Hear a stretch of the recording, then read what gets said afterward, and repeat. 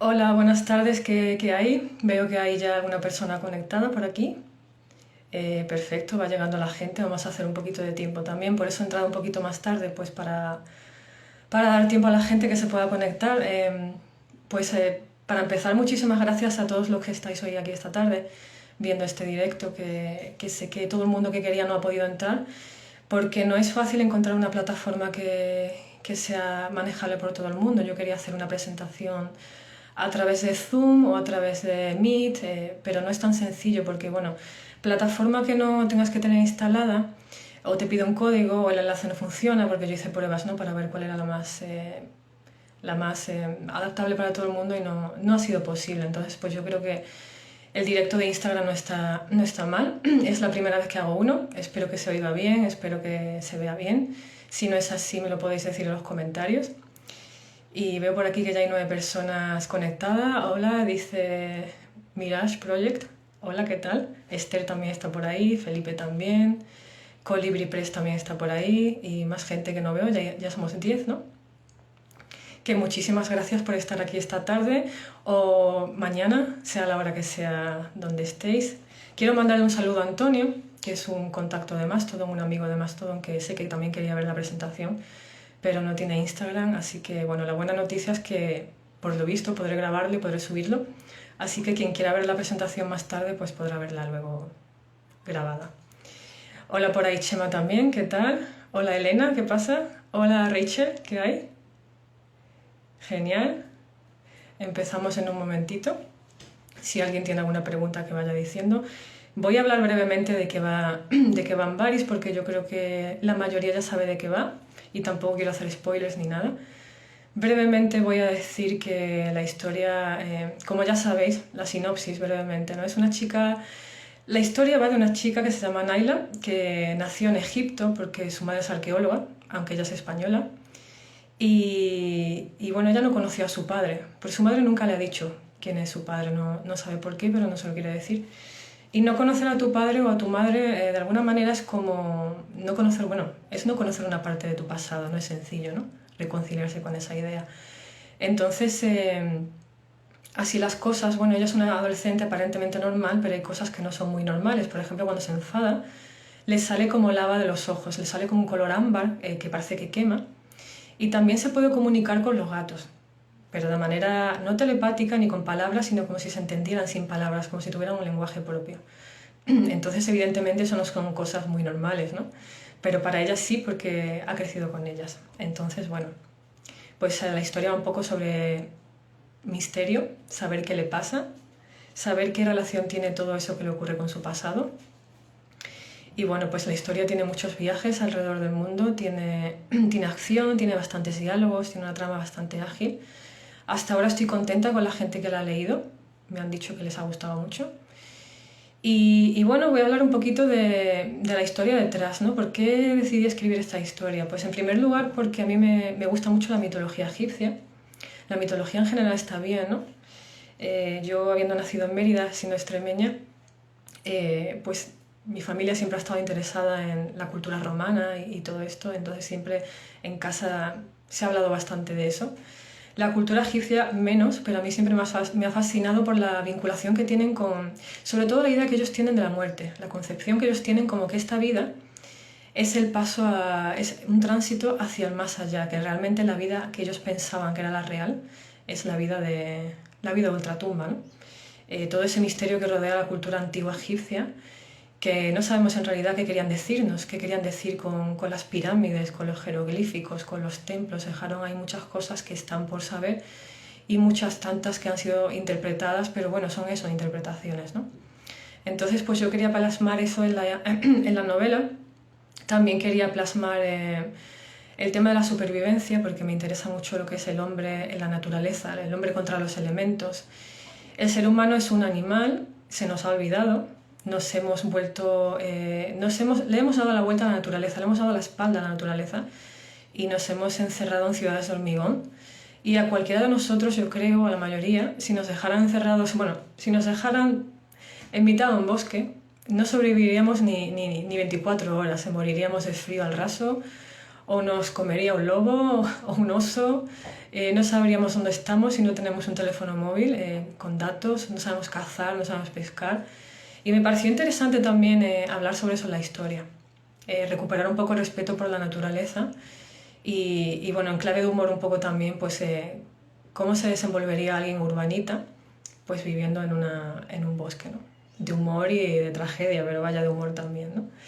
Y luego el tema militar. El tema militar siempre a mí me ha interesado mucho, el tema militar, la medicina militar, los rangos militares. Es un tema sobre el que no hay mucha información. Quizás sea el que más trabajo me costó investigar para escribir en la historia. No hay mucha información, fue costoso. El tema de la mitología es extenso, pero la información está más accesible, pero todo lo que es la parafernalia militar está como más oculta, por así decirlo. No es tan sencillo acceder a información detallada. Y por ahí pues también me gusta mucho la ingeniería aeronáutica, el funcionamiento de los aviones, todo eso pues digamos que lo quise plasmar de alguna forma. Cómo todo eso está ahí vinculado a la historia, pues hay que leerla para saberlo, ¿no? Así que bueno, pero como sin duda la parte que más peso tiene de la historia es la mitología egipcia, pues sobre ella quería hablar. Yo tenía preparada una exposición muy chula en PowerPoint, si hubiera podido hacer la presentación por Zoom o por Meet o por Skype, pero como no es el caso, pues me he preparado unas fichas, en plan de andar por casa, pero bueno, sirven para el caso, para hablar un poquito de la historia de mitología que hay detrás de la novela, ¿no? Cómo está vinculada la mitología egipcia a la novela. Brevemente, tampoco voy a hacer aquí yo un simposio sobre mitología, yo no soy una experta ni mucho menos, solo soy una apasionada. Y bueno, en la novela se menciona a Narmer, que es el primer rey, se supone, dice la historia, la mitología, que es el primer rey que hubo en Egipto. Se le considera el unificador de Egipto, vivió en el año 3050 a.C. y digamos que es la figura pues, más remota de la que se habla en la novela. Siempre todo de puntillas, a ver, quiero decir, no es una novela que esté centrada en el pasado egipcio, no es una novela, no es un tratado de historia, es una novela de ficción realista, como a mí me gusta llamarla, porque a mí la fantasía me gusta que sea realista, que yo la vaya leyendo y yo diga, esto puede ocurrir de verdad. Todo lo realista que puede ser la fantasía, ¿no? A eso me refiero. Entonces pasa de puntillas por muchos temas, pero el hecho de que pase de puntillas no quiere decir pues que no haya estudio detrás, ¿no? Entonces, pues bueno, la figura de Narmer quizás sea representativa de esta historia, pero bueno, si hablamos de mitología egipcia hay que empezar por el principio de los tiempos. Y el principio de los tiempos es Ra, el famoso Ra que todo el mundo conoce, ¿no? Ra es el primer dios que existe, se creó a sí mismo, se creó a partir de algo que llamaban los egipcios el Nun, que es como el caldo primigenio o el universo. Se creó él solo a partir de ahí y a partir de su... O sea, dice la historia que de su boca creó otros dioses. Esos dioses luego se emparejaron entre ellos y crearon otros dioses. Esto es como un culebrón, ¿no? Y luego de las lágrimas de Ra surgió el ser humano, se dice, ¿no? Entonces aquí tenemos a Ra, espero que se vea bien. La figura de Ra, ¿no? A Ra se le representa siempre con un disco solar a la cabeza, porque como sabemos Ra representa el sol, la creación, la fertilidad. Entonces, claro, Ra, Amón es el sol. Ahí se dedican textos muy bonitos a Ra. El himno de Atón le dedica... es muy bonito, que lo llama como una circunferencia, un disco solar viviente que se traslada y que se refleja en el rostro de la gente. Ya entonces había mucha fascinación por el sol y aunque no se comprendía, pero se admiraba un montón, se le veneraba, se entendía que el agua y el sol eran los que daban la vida y sin ellos pues no era posible. Y pues algunos faraones dejaron palabras muy bonitas en relación al sol, ¿no? Entonces pues tenemos aquí, se le representa también con cabeza de ave. Esto es porque se pensaba que las aves, como podían volar, estaban más cerca de los dioses. Entonces era como que los dioses, creían ellos, habían aprendido el lenguaje de las aves y entonces se le representaba con cabeza de ave porque era el animal que ellos creían que estaba más cerca de la divinidad. Entonces aquí se le representa con el cetro Uas, es un cetro que se llama Uas, con la cabeza de un animal fabuloso, un bastón. Cada vez que vemos a una figura con bastones y cetros y tal, quiere decir que es la dominación, el poder. Es una figura normalmente asociada a faraones y a dioses. Luego tenemos aquí, esta es la barca solar, y es muy bonito, porque la historia de Ra es la historia para explicar por qué el sol salía y se ponía. Entonces ellos veían, los antiguos egipcios veían el sol como, veían el cielo como un río, la bóveda celeste la veían como un río. Entonces Ra, de bebé, de pequeño, salía, cruzaba todo el horizonte durante el día y al final se ponía en el ocaso, ya como un anciano, ya se escondía, iba a parar al inframundo. Entonces, claro, entonces ya se hacía de noche. Y al día siguiente, o sea, es muy interesante porque lo que ocurría era, en el inframundo, que es el limbo del antiguo Egipto, ¿no? De la mitología, según ellos, era el reino de Osiris, que luego hablaremos un poquito de eso, pero bueno. Ra lo que hacía era cruzar las aguas del inframundo, que se llamaba Duat, en barca, en esa barca que os he enseñado antes, y cuando ya llegaba a su destino, cuando ya había cruzado todo ese río, salía al día siguiente renovado como un niño y volvía otra vez a salir el sol. Me parece una historia muy, muy bonita, ¿no?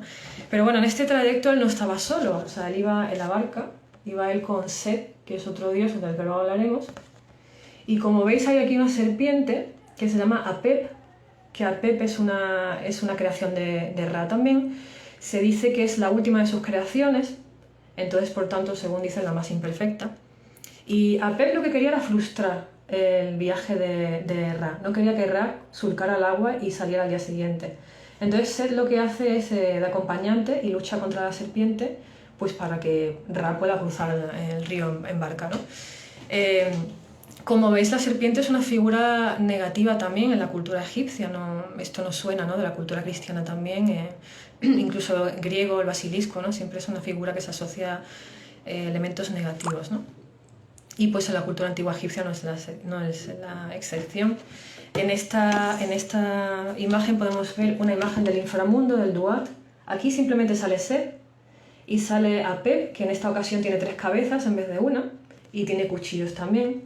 O sea, la idea que tenían los egipcios del más allá, del inframundo, era como un videojuego. Es muy interesante, ¿no? Porque en la cultura cristiana siempre se nos ha dicho que cuando uno se muere y descansa, y ya pues está en paz, ¿no? Pero en el caso del antiguo Egipto, no. Era como que tú te preparabas en vida para luego, cuando fueras a morir, tenías que pasar una serie de pruebas en el inframundo para poder acceder a la mansión de Osiris, que era el que te dejaba entrar a la vida eterna o no. O sea, era el juez, digamos, ¿no? Entonces ingresar en su mansión era como, pues eso, ingresar en la vida eterna. Y pues eso, era muy, muy agobiante, porque tú te tenías que preparar en vida para poder acceder a la vida eterna, digamos, ¿no? Entonces ahí se habla también en la novela de un libro que se llama El libro de los 2 caminos, que es parte de una obra mayor que se llama El libro de los sarcófagos, que es una obra que está llena de sortilegios y de hechizos. Y ese libro, bueno, en un primer momento fue propiedad de los faraones, ¿no? Pero luego también pasó a la gente noble, ya más adelante. Y era un libro que era pues eso, para prepararte para la hostilidad que había en el inframundo, para tú luego poder acceder a la vida eterna, ¿no? Sí, es muy interesante la imagen tan hostil que tenían del inframundo. También cabe destacar que no siempre fue la misma idea, o sea, como la cultura egipcia se extiende por más de 3000 años de historia, pues la concepción de distintos elementos también cambió, no era la misma, ¿no? Entonces la idea que podían tener del inframundo al principio, pues no era la misma que tenían en el periodo tardío. Así que digamos que la idea de tener un inframundo o un infierno en sí es una idea bastante avanzada para la época, porque implicaba un ser consciente de que la moral, de que el ser humano no actuaba bien, entonces merecía un castigo.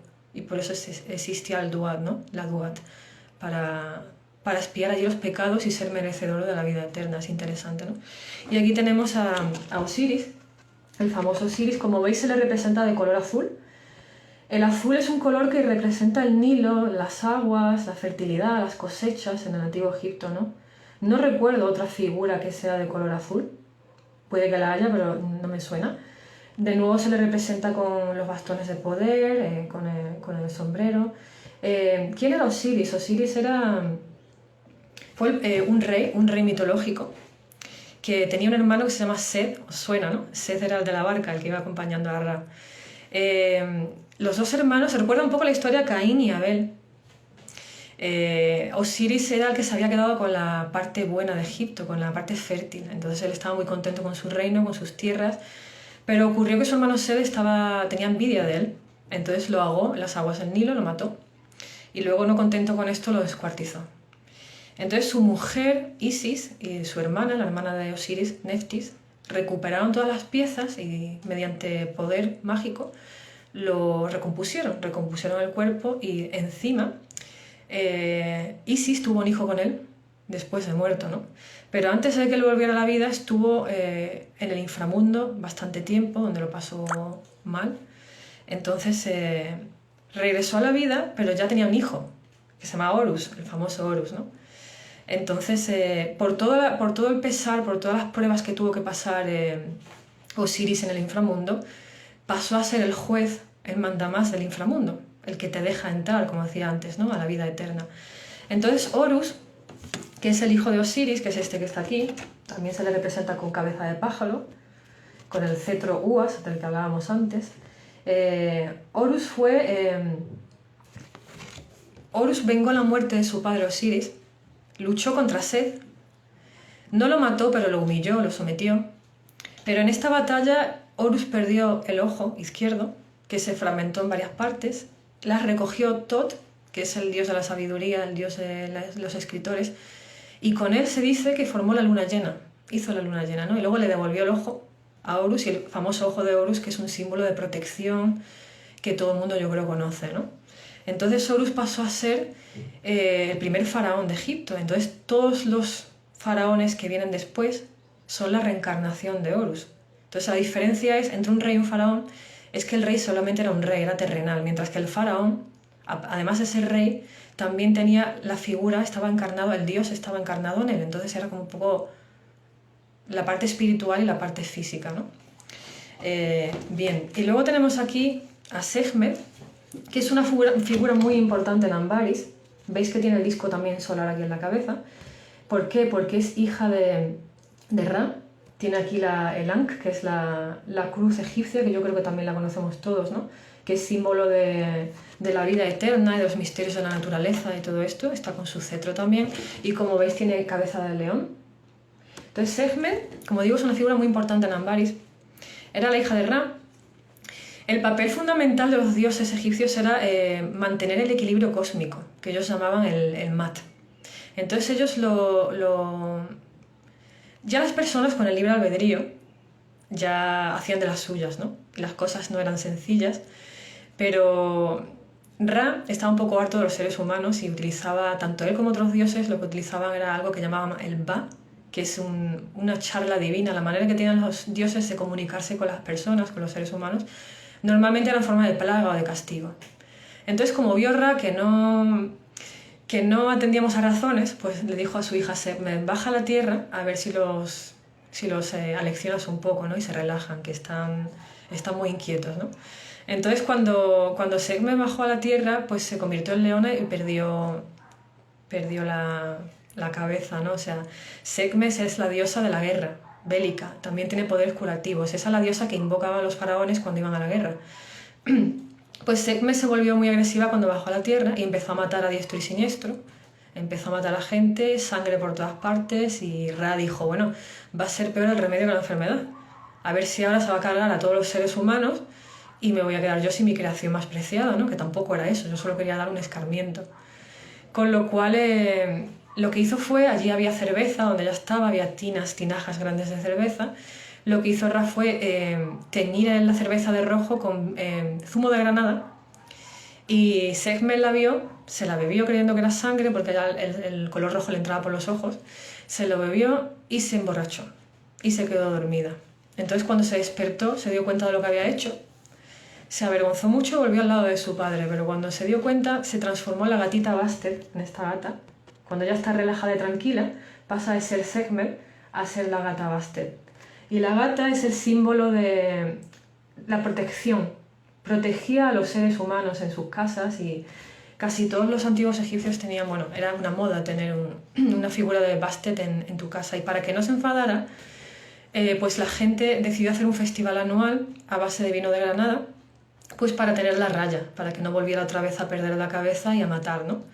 Y esa fue una promesa, una alianza que establecieron las personas, los seres humanos, con los dioses. y, y me parece muy interesante también la historia de Sekhmet, ¿no? Y aquí tenemos una imagen del templo de Mut.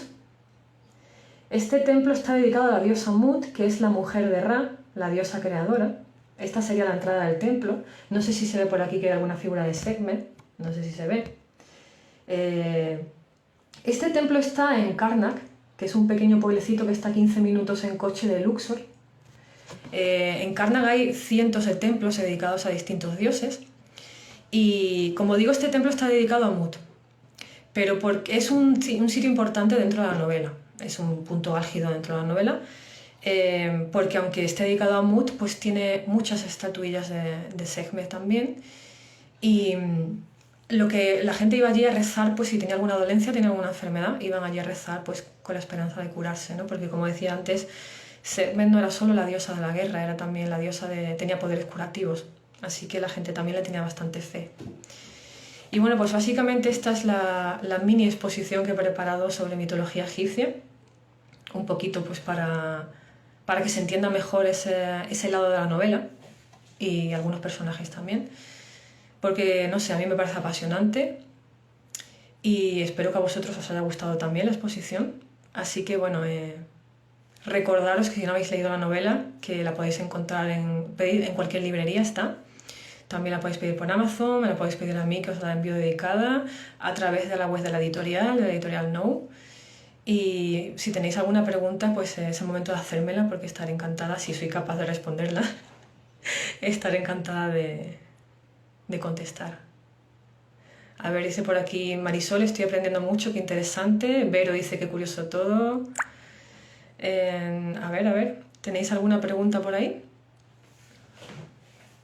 Algo que queráis saber sobre la novela, que no haya contado, que haya contado, alguna cosa. Muy interesante, dice Araceli. Gracias por conectarte, Araceli. Muchas gracias, Colibrí, por decir excelente presentación, muy interesante.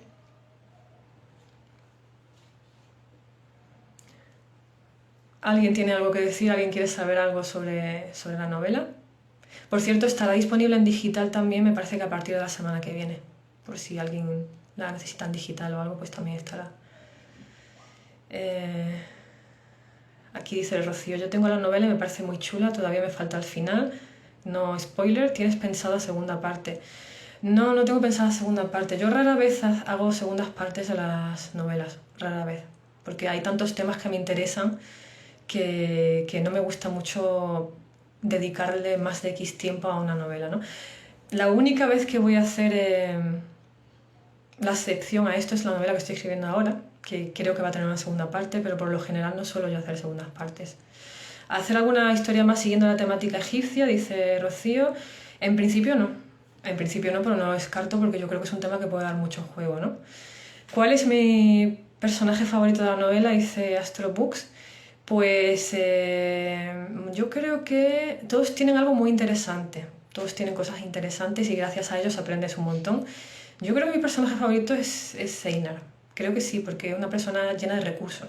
La verdad es que es impresionante toda la cultura, toda la sabiduría que tiene. Así que seguramente sea mi personaje favorito por esa razón. ¿Alguna preguntilla más por ahí? No sé si me falta alguna. Uy, una segunda parte, dice Astrobooks. ¿Qué te inspiró para... me lo he perdido. Para escribir sobre Egipto? Pues como comentaba antes, que me gusta mucho la mitología egipcia, que creo que es muy interesante.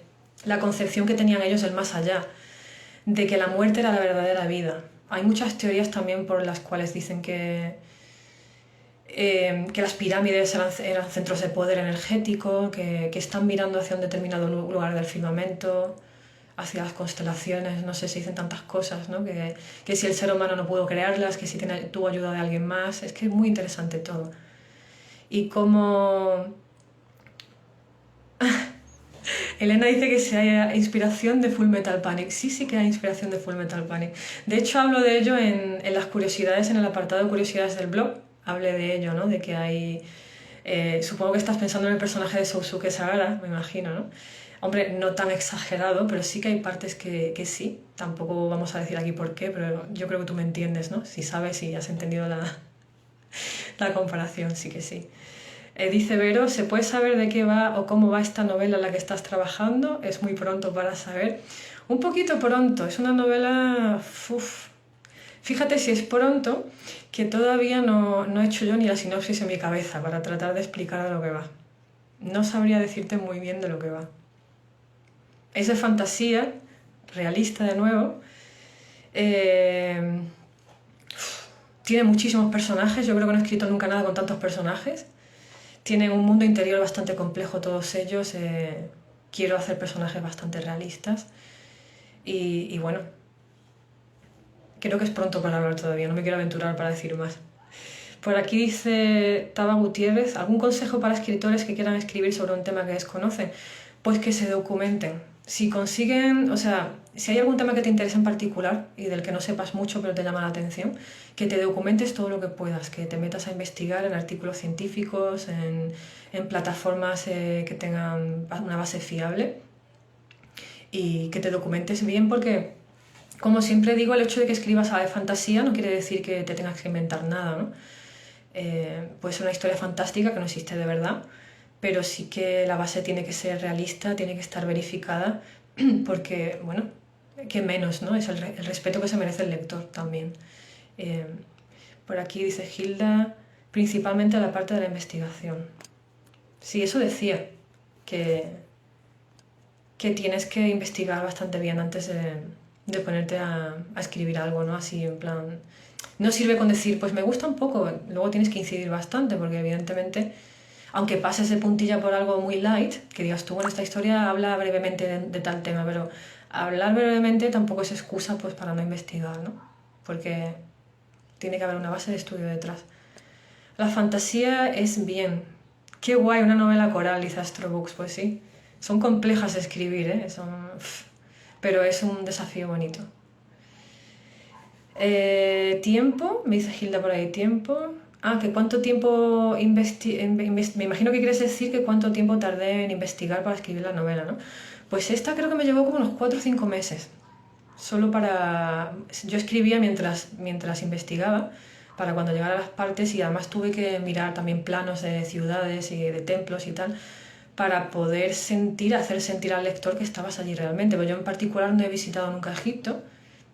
No es como las horas prestadas, que sí que casi todos los sitios que se mencionan, casi todos he estado, entonces yo tenía mi propio diario de viaje y fue sencillo implementar esos conocimientos a la historia pues para aportarle más veracidad. Pero en el caso de Ambaris no, yo no he estado nunca en Egipto, no me gustaría, entonces pues si vas a trasladar a ciertos personajes a un lugar, tienes que hacerlo de tal forma que parezca que estás allí, ¿no? Así que tampoco es sencillo, porque por mucho que tú busques mapas y ahora hay cosas virtuales y tal, pero no es igual, no sé. Eso también fue una parte que me llevó su tiempo. Marcos se ha unido. Hola Marcos, mientras escribo se ha unido. ¿Alguna otra pregunta? Me da pena porque se ha unido mucha gente después ya de haber terminado la exposición, ¿no? Entonces, pero bueno, como estará grabada, pues quien quiera verla que la puede ver después, no es problema. ¿Alguna pregunta más? Gracias por responder, dice Taba. De nada, a ti por conectarte, de verdad, muchísimas gracias por vuestro interés a todos. ¿Tu novela se puede adquirir en Colombia? Esta novela está en Amazon, para asuntos internacionales está en Amazon. Yo sé que todos los países no tienen Amazon. Sé que países, por ejemplo, como Argentina, tienen Mercado Libre. En Mercado Libre sí se puede pedir. Lo que pasa que tardaría en llegar, pues no sé si un mes o así. No sé si Colombia tiene Mercado Libre, sé que México tiene, Argentina tiene. Colombia no estoy al tanto.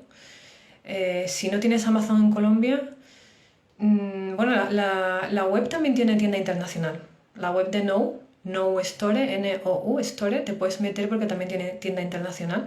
Ahora mismo no recuerdo si tiene tienda en Colombia, pero puedes ver si hay, porque si tienen tienda internacional también, porque ellos tienen también distribución internacional en Latinoamérica, así que merece la pena que te metas a ver si puedes encontrarlo. Y si no, pues también lo puedes leer por Kindle, que estará, como digo, dentro de una semana aproximadamente, estará por Kindle también.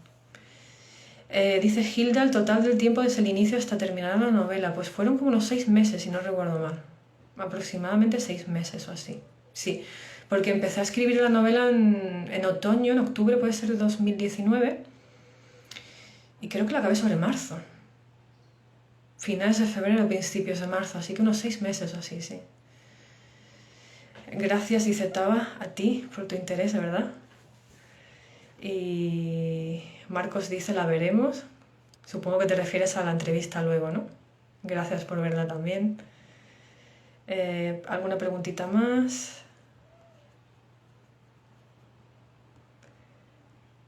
A ver... O alguien que se haya perdido algo, que quiera que le conteste brevemente. Tampoco quiero repetirme mucho porque bueno, los que han estado aquí desde el principio ya lo han oído todo. Y el que quiera oírlo, pues que lo puede oír después grabado, ¿no? Así que nada, un minutito más, a ver si hay alguna pregunta más. Y si no, pues cerramos conexión, que supongo que tendréis otras cosas que hacer y tampoco quiero tenerlas aquí toda la tarde.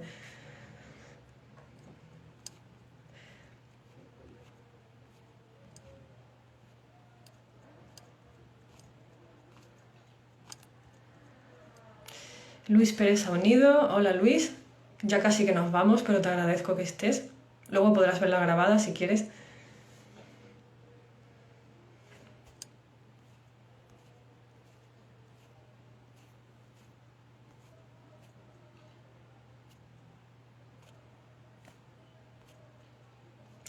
Por ahí también he visto que se han agregado Only One Step. Qué buena trilogía, me encanta. Y Rocío sus lecturas también se unió. Los mundos de March. Cinema Beto también se ha unido. 1000 libros y más. Muchísimas gracias a todos por estar aquí esta tarde. Esther dice muy interesante toda la presentación. Espero leer Ambaris pronto, me dice Mirage Project. Cuando quieras, hermana de papel, ya sabes, la puedes leer. Galeano Loli se acaba de unir. También dice Taba Gutiérrez, si te bloqueas escribiendo, ¿qué estrategias usas para volver a escribir? Pues normalmente alejarme de la historia. Me alejo un tiempo, incluso escribo otras cosas, incluso a veces empiezo otra historia diferente para aprovechar el bloqueo. Desconectarse es lo mejor, porque cuando no te llega la inspiración, mejor no insistir, porque no se puede forzar la escritura, no queda natural, o al menos eso pienso, ¿no? Así que a veces pues un día, 2 días, 3 días, alejándote un poco de la historia viene bien. Incluso leer viene bastante bien también para desconectar. Porque la mente sigue trabajando ahora no me sale la palabra. La mente sigue trabajando. No a nivel consciente, pero está ahí dándole vueltas, aunque tú creas que no. Entonces, pues a veces necesita, sobre todo para una escena en particular que no termina de arrancar o que no queda del todo natural, necesitas un tiempo para que fluya, ¿no? También incluso si es una escena en particular que te estás bloqueando, puedes comenzar otra y dejar esa de momento y luego igual ya, aprovechando la fluidez que te ha dado la nueva, volver otra vez atrás. Eso también sería, en el caso de que fuera un bloqueo con una escena en particular, no con la obra entera. Y veo que por aquí no hay nada más. También está por aquí Héctor, se ha unido. Todavía estoy leyendo tu obra, Héctor. En cuanto la termine, voy lenta porque estoy ocupada, ¿eh? Pero en cuanto la termine te haré una reseña, por supuesto. Me está gustando, ¿eh? Me parece muy original. Luis también se ha añadido. A ver. Sí, por aquí algo que me he perdido. Melanie dice, yo siempre he sido más de cultura egipcia porque a mi padre también le va mucho eso. A veces es verdad que lo vivimos en familia. A veces estas cosas vienen en familia, ¿verdad? Que te viene de familia, que a tu familia le gusta la cultura egipcia o la cultura romana, griega, la mitología y tú de pequeño leías sobre el tema y luego pues quieres escribir algo. Es normal, me parece normal. Héctor sonríe. Bueno, pues no sé, si no tenéis ninguna otra pregunta, tampoco os voy a retener aquí para siempre. Así que solo me queda daros las gracias, deciros que le deis una oportunidad a Ambaris si no la habéis leído o tenéis pensado leerla. No creo que tarde mucho en salir en digital, la semana que viene. Y ahí está en vuestra librería, solo tenéis que pedirla. O por Amazon, o pedírmela a mí, o otra vez a la web de No. que está, vaya que está. Y estaré contentísima de que me deis vuestras opiniones en Goodreads o en Amazon, lo que sea, porque eso siempre ayuda a mejorar y a seguir creciendo como escritora. Muchísimas gracias a todos por estar aquí esta tarde y nos vemos en redes, ¿vale? Muchas gracias. Gracias a ti, Rocío, muchas gracias. Y a todos. Hasta luego.